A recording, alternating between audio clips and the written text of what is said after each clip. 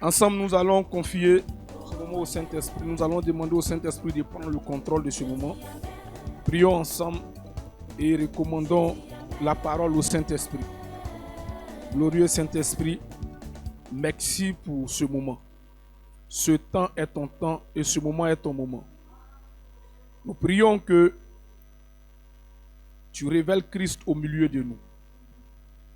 Que tu manifestes le règne de Christ et que tu conduis toutes choses par ta puissance au nom de Jésus. Amen. Alors nous allons prendre notre Bible dans le livre de Daniel, Daniel 2, à partir du verset 1. Pendant la deuxième année où Nebuchadnezzar est roi, il fait un rêve. Son esprit est troublé et il ne dort plus. Le roi commande d'appeler les magiciens, les devins, les sorciers et les voyants pour qu'ils lui disent ce qu'il est arrivé. Il arrive et se présente devant le roi. Celui-ci leur dit, « J'ai fait un rêve qui m'a beaucoup troublé. Dites-moi ce que j'ai rêvé. » Verset 4. Les voyants répondent au roi en araméen, « Longue vie à toi, notre roi. Raconte-nous ton rêve et nous te l'expliquerons. » Le roi répond, « J'ai décidé ceci. Si vous ne me dites pas ce que j'ai rêvé et si vous ne m'expliquez pas ce rêve, je vous ferai couper en morceaux et vos maisons deviendront des tas d'ordures. » Verset 6. Au contraire, si vous me racontez mon rêve et si vous me l'expliquez, je vous donnerai beaucoup de cadeaux et de grands honneurs. Racontez-moi donc mon rêve et dites-moi ce qu'il signifie. Verset 7. Les voyants disent encore une fois au roi, « Notre roi, raconte-nous ton rêve et nous l'expliquerons. » Mais le roi répond, « Vous voulez gagner du temps? Je le vois bien. En effet, vous savez que ma décision est vraiment prise. Si vous ne me racontez pas mon rêve, le jugement sera le même pour tous. Vous vous êtes mis d'accord pour me dire des paroles fausses et des mensonges. Vous attendez que la situation change. Or, je veux que vous me racontiez mon rêve. Ainsi, je saurai que vous pouvez l'expliquer. » Verset 10. Les voyants répondent, « Notre roi, personne sur la terre n'est capable de donner la réponse que tu demandes. Et aucun roi, même grand et puissant, n'a jamais demandé une chose pareille à un devin, un magicien ou un voyant. Ce que tu demandes est difficile et personne ne peut te donner la réponse, sauf les dieux, mais ils n'habitent pas parmi les humains. » Verset 12. Alors le roi se met dans une violente colère et il commande de faire mourir tous les sages de Babylone. La décision du roi devint officielle et les sages doivent être mis à mort. On cherche aussi Daniel et ses amis pour qu'ils soient tués. Verset 14. Arioch, le chef des gardes du roi, est en route pour tuer les sages de Babylone. Daniel lui parle avec sagesse et prudence. Il dit à Arioch, « Officier du roi, le roi a pris une décision très dure. Pourquoi donc? » Arioch lui explique ce qui s'est passé. Daniel va tout de suite trouver le roi. Il lui demande de lui laisser un peu de temps pour pouvoir lui expliquer son rêve. Daniel rentre chez lui. Il raconte ce qu'il s'est passé à ses amis Anania, Michaël et Azaria. Il leur demande, « Priez le Dieu qui est au ciel pour que dans sa bonté, il nous fasse connaître ce rêve mystérieux. Ainsi, nous ne mourrons pas avec le sage des Babylone. » Alors, pendant la nuit, une vision fait connaître à Daniel le sens du rêve mystérieux et Daniel se met à chanter la louange de Dieu qui est aux cieux. Alors nous sommes toujours dans les grands exploits du Saint-Esprit. Et nous allons voir ceux qui ont l'Esprit de Dieu, ceux qui ont véritablement le Saint-Esprit, ceux qui cherchent Dieu de tout leur cœur et ceux en qui habite l'Esprit de Dieu, la dimension dans laquelle Dieu paix. Amen. La Bible nous parle ici du royaume de Babylone. Et vous savez que le postulat que nous avons posé est le même, ça n'a pas changé. On a posé le postulat à partir de 2 Chroniques 9, verset 20. On a dit que les gens d'avant, les gens de l'ancienne alliance, ils ont marché dans une certaine dimension, au point où la gloire de Dieu les accompagnait. Ils ont connu des grands miracles. On a vu certaines choses, quand on lit dans la Bible, nous-mêmes on est étonnés. L'argent n'était pas un problème pour eux. On a vu avec eux des choses que Dieu a fait qui dépassent l'entendement. Mais on s'est dit que nous sommes dans la nouvelle alliance. Nous sommes au temps de Jésus-Christ. Et on n'arrive pas à marcher dans cette grande dimension. Et tous les jours, c'est nous qui avons des difficultés. Alors que le Seigneur Jésus est venu afin que les brebis que nous sommes, nous ayons la vie et que nous soyons dans l'abondance. Mais comment se fait que nous n'arrivons pas à vivre cette vie? Et les gens qui étaient dans une alliance inférieure ont reçu à vivre dans cette vie. Et dans notre cheminement, on cherche à comprendre. Et on est parti de plusieurs éléments où on aboutit sur un élément capital. Marcher par l'Esprit. La vérité du Saint-Esprit. Si on met le Saint-Esprit de côté et que nous voulons vivre notre vie chrétienne, alors nous aurons tout raté. Parce que ce temps, c'est le temps du Saint-Esprit. Ce moment, c'est le moment du Saint-Esprit. C'est le Saint-Esprit qui doit conduire toutes choses. Et quand nous étions en train de travailler, on a compris qu'il y a une chose dans laquelle Dieu opère. C'est vrai, Dieu opère dans la sainteté. C'est vrai, Dieu opère dans la consécration. Mais il y a deux choses, c'est-à-dire la justice et l'amour. Vous n'avez pas dit dans l'amour de Dieu, il y a la justice dedans. Parce que quand tu aimes, tu ne pourras pas faire à l'autre ce que tu n'aimes pas. Amen. Quand tu aimes, tu vas t'abstenir de juger. Vous savez, récemment, le Seigneur m'a donné de comprendre quelque chose. Et quand j'ai médité, que j'ai compris ça, ma perception a changé.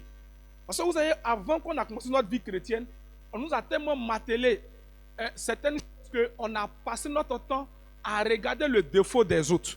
Amen. À regarder le défaut. Sans savoir qu'à un moment donné, il faut se remettre en cause. Parce que la véritable transformation des autres commence par nous-mêmes, notre propre transformation.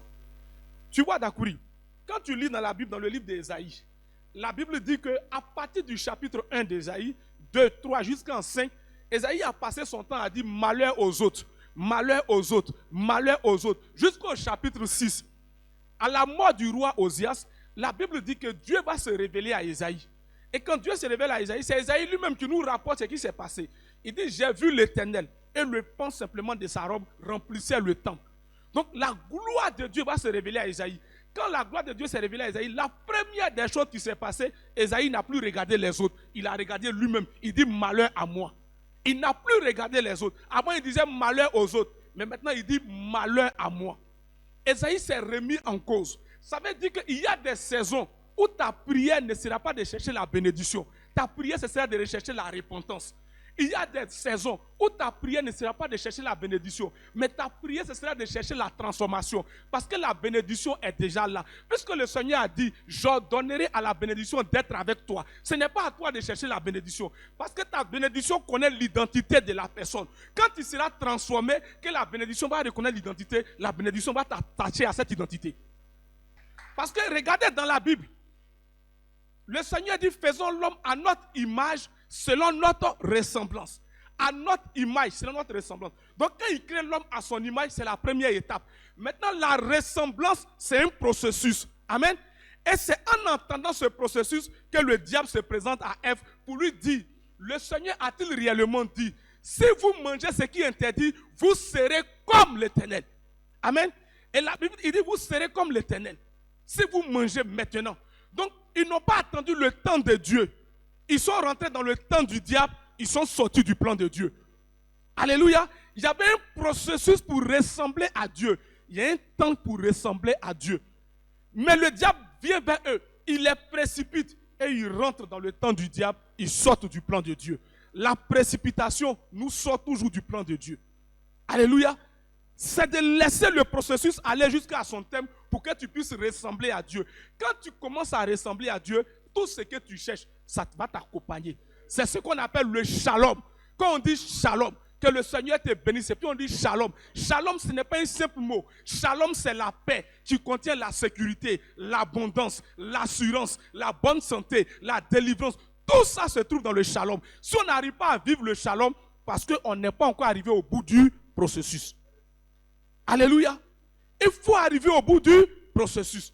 Donc quand Ésaïe a cette révélation, il comprend que ce qu'il doit faire en ce moment, c'est la repentance. C'est de se remettre en cause. Ésaïe dit, ma langue est impure et je vis au milieu de mon peuple. Donc Ésaïe se rend compte de son erreur.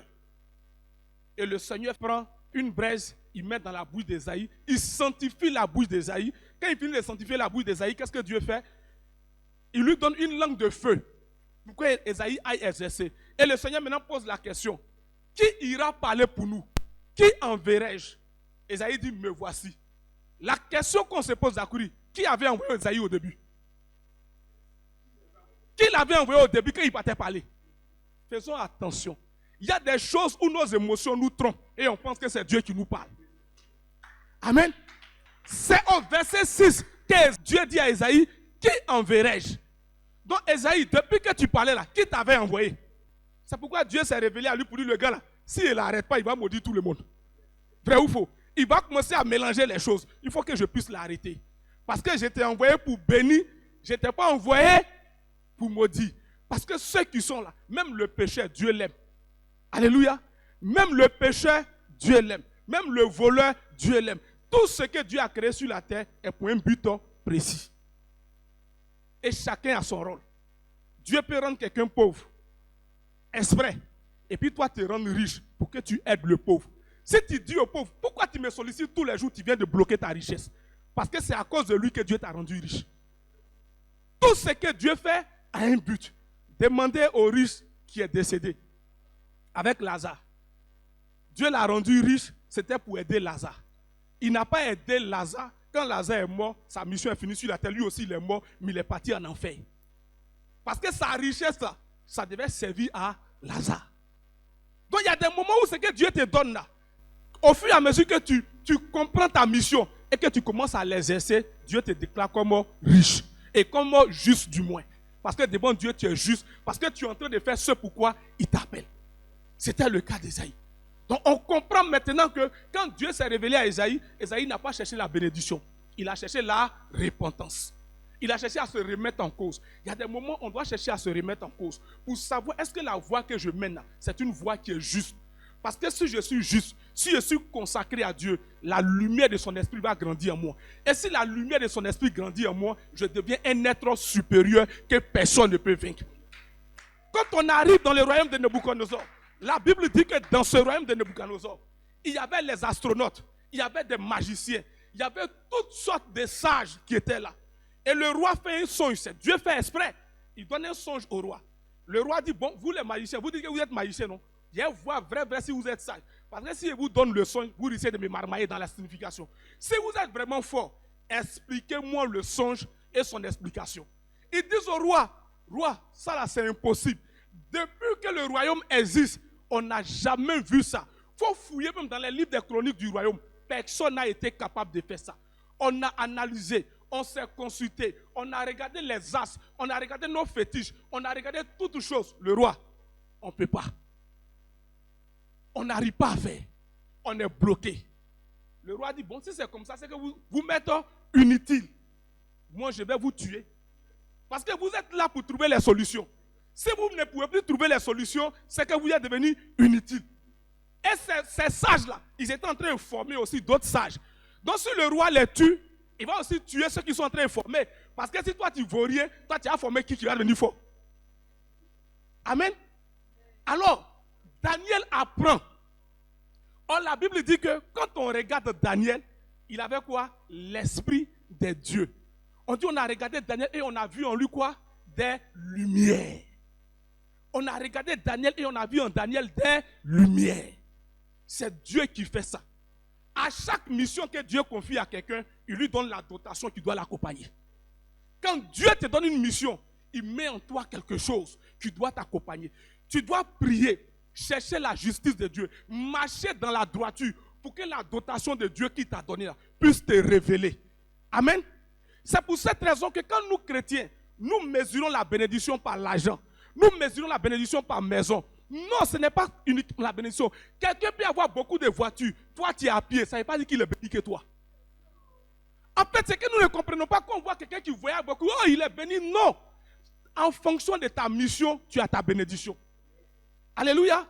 Quand Dieu a envoyé Joseph en Égypte, Dieu a doté Joseph de quoi? De bénédiction, de sagesse, de lumière, pour que Joseph puisse prospérer dans la maison de Potiphar. Vrai ou faux?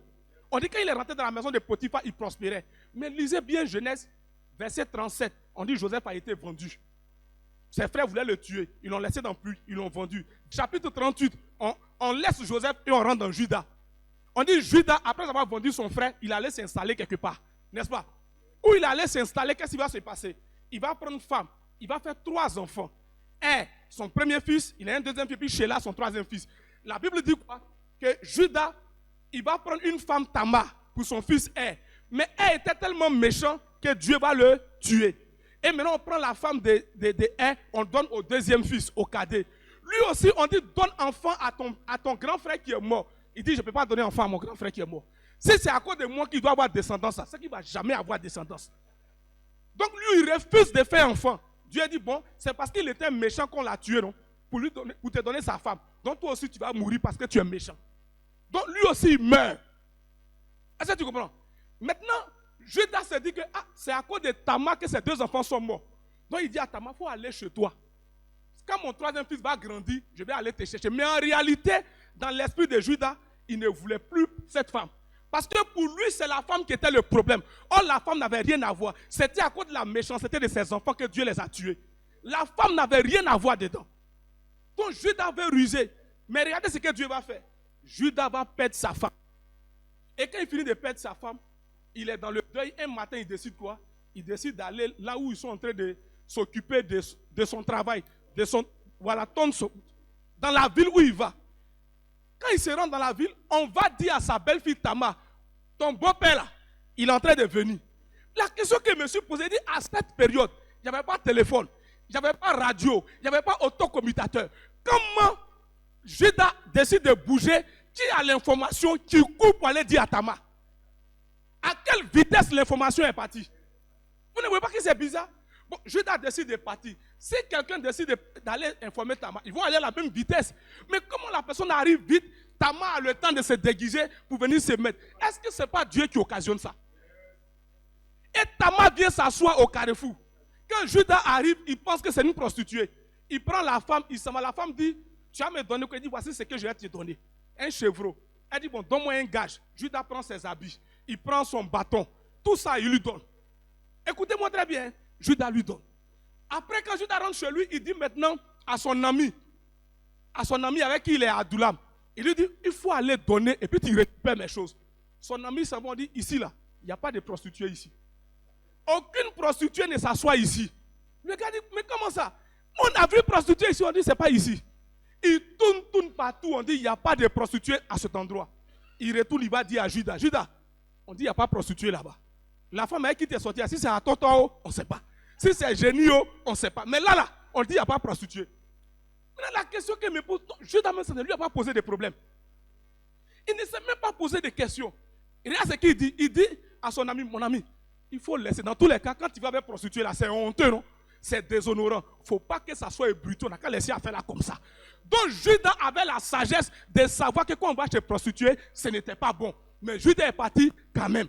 Or, Joseph avait la sagesse de savoir que la crainte de Dieu, c'est le début de la sagesse. Donc, quand la femme de Pharaon arrive, Joseph fuit pour ne pas tomber dans le piège. Il dit, je ne pécherai pas contre Dieu. Donc, Joseph était doté par rapport à sa mission d'une sagesse qui lui a permis d'éviter le piège. Mais Judas aussi était doté d'une sagesse qui lui a permis de tomber dans le piège. Les deux ont une mission. Mais tu sais pourquoi Judas est tombé dans le piège? Parce qu'il fallait que Judas tombe dans le piège pour que Benjamin devienne premier roi d'Israël. Donc le roi de Judas préparait la royauté de Saül. Je suis en train de dire à quelqu'un, il y aura des gens qui vont faire des erreurs pour que toi tu puisses monter.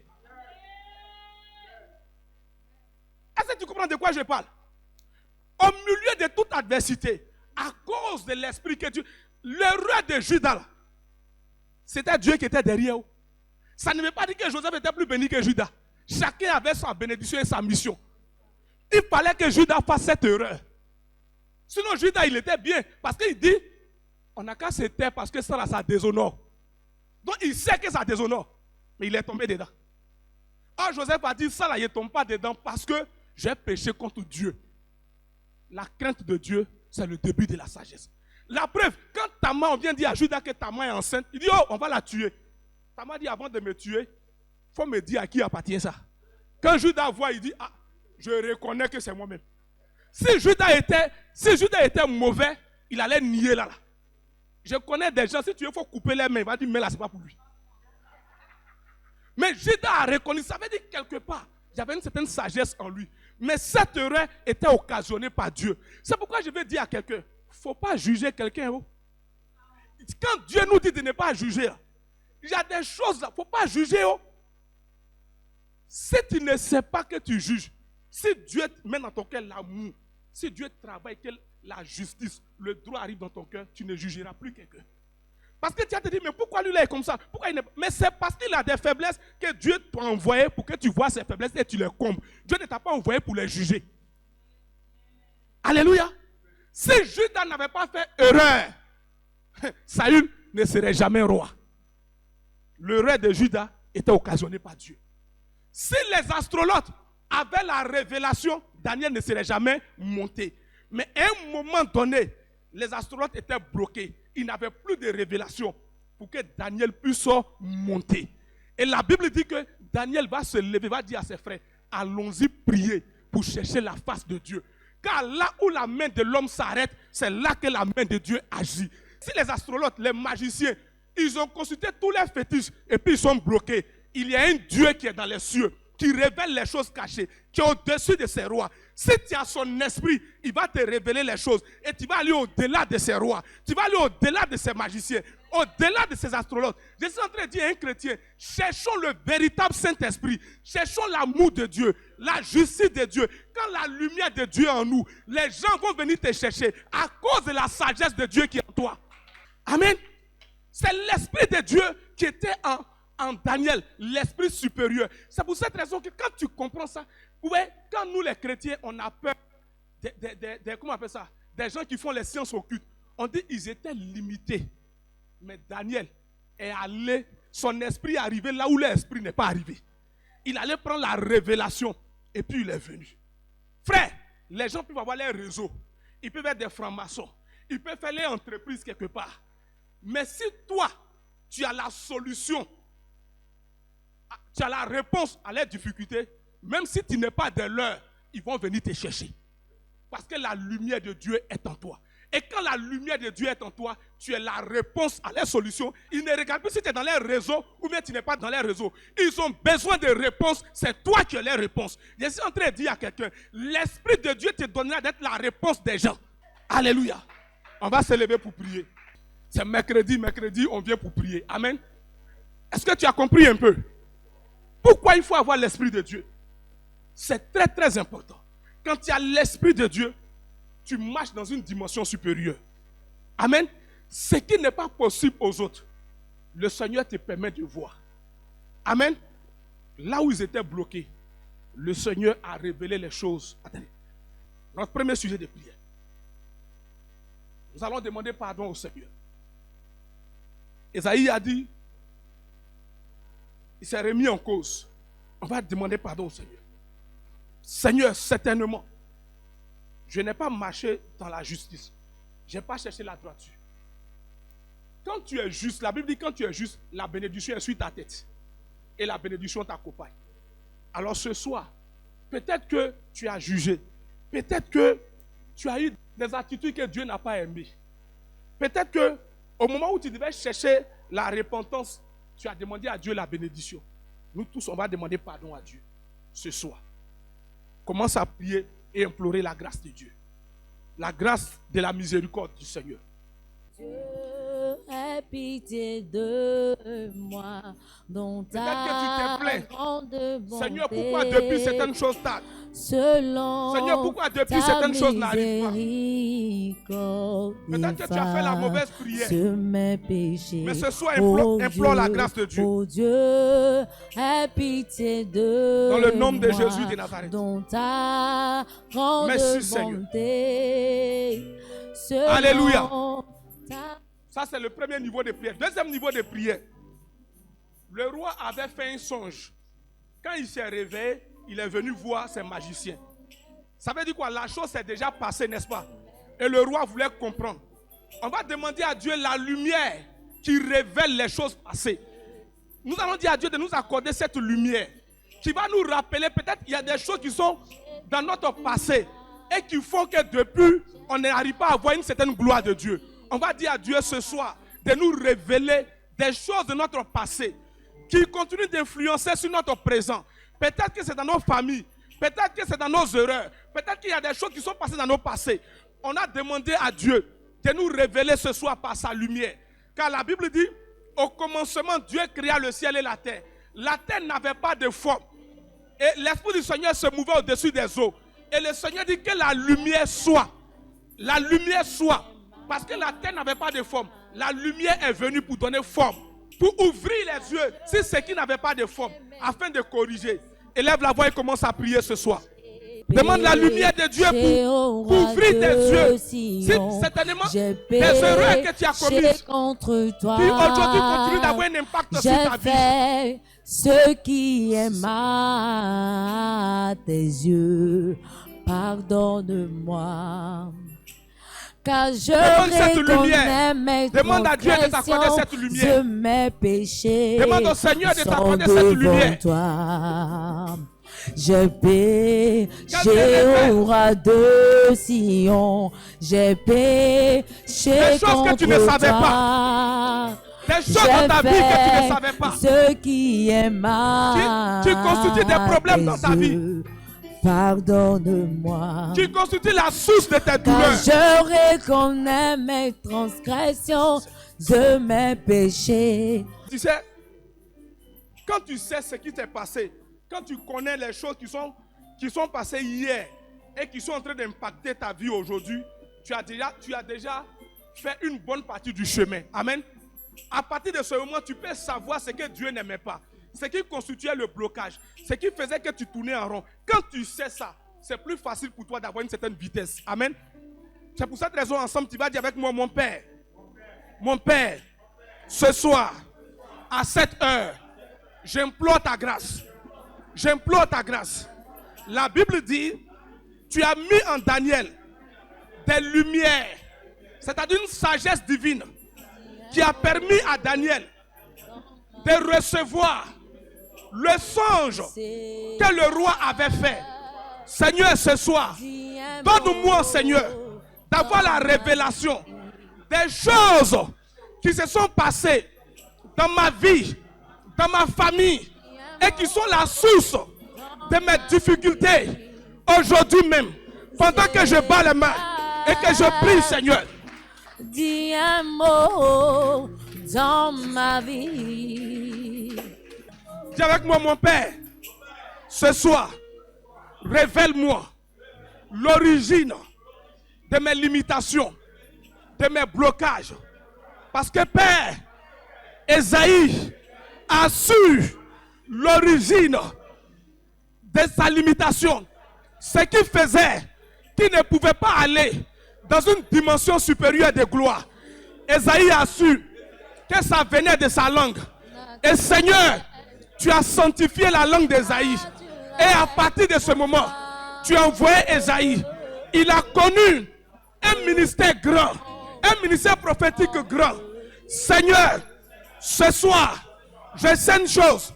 Toi qui as révélé à Daniel les choses cachées. Seigneur, révèle-moi l'origine de tout blocage. Ce que je ne vois pas dans ma vie et qui fait, Seigneur, que tu n'es certainement pas content de moi. Que Seigneur, tu ne peux pas bouger avec moi dans une autre dimension. Père, ce soir, je prie, Seigneur, que tu m'accordes la révélation, que je puisse voir, que je puisse comprendre, que je puisse connaître, afin, Seigneur, d'agir dessus pour qu'il ait transformation. Au nom de Jésus, pendant que je bats les mains et que je prie ce soir. Elle est naturelle pour toi, mon Dieu. Nous le voulons en ce lieu. La Bible dit que Jésus a montré la direction à Pierre. Mais Pierre a laissé cette direction et il est retourné à la pêche. Quand il allait à la pêche, il n'y avait plus de poissons. Jusqu'à ce que Jésus revienne et que Jésus donne une parole. Parce que le jour où Pierre marchait sur les eaux, c'est la parole qui avait permis à Pierre de marcher sur les eaux. En réalité, c'est sur la parole qu'il avait marché. Parce que la parole est esprit et vie. Quand Pierre a dit, si tu es vraiment le Seigneur, ordonne.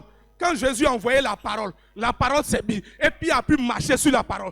Donc Pierre devait comprendre que tant qu'il marchait avec la parole de Dieu, tout devait réussir. Mais quand il abandonne la parole de Dieu, ça ne marchait plus. Quand il a abandonné la parole de Dieu, ça n'a plus marché. Parce que l'esprit ne l'accompagnait pas. C'est pourquoi il est bon de savoir ce qui fait que ça ne marche pas. Quand tu sais ces choses, peut-être que Dieu peut te reprocher une petite chose que tu ne sais même pas. Peut-être que Dieu peut être fâché contre toi parce que le Seigneur aurait voulu que tu abandonnes quelque chose, que tu n'arrives pas à abandonner. Quand c'est comme ça, généralement Dieu ne te parle plus.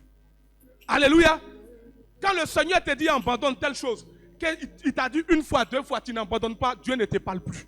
Et quand Dieu ne te parle plus, c'est là que commencent les difficultés. Amen.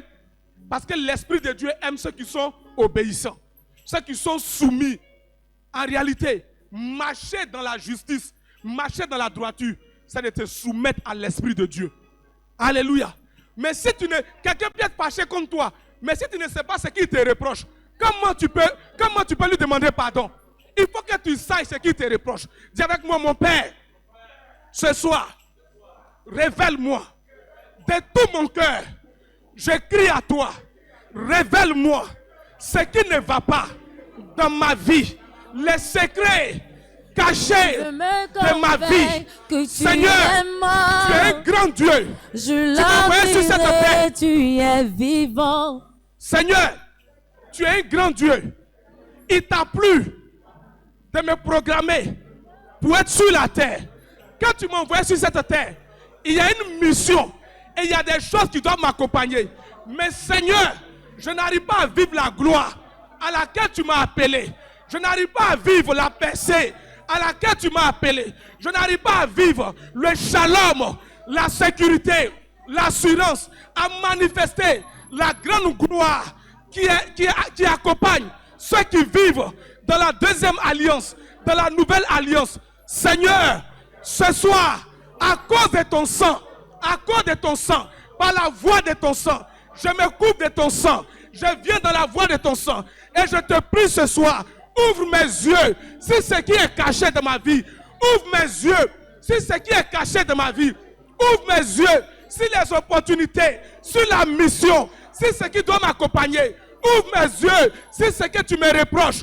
Oh Dieu, ce soir, je crie à toi, Seigneur, ne me laisse pas errer, ne me laisse pas tourner en rond. Ce soir, je crie à toi, ouvre mes yeux, afin que je sache ce que tu me reproches, que je trouve le chemin, que je trouve la voie pour manifester ta gloire, accomplir tes desseins.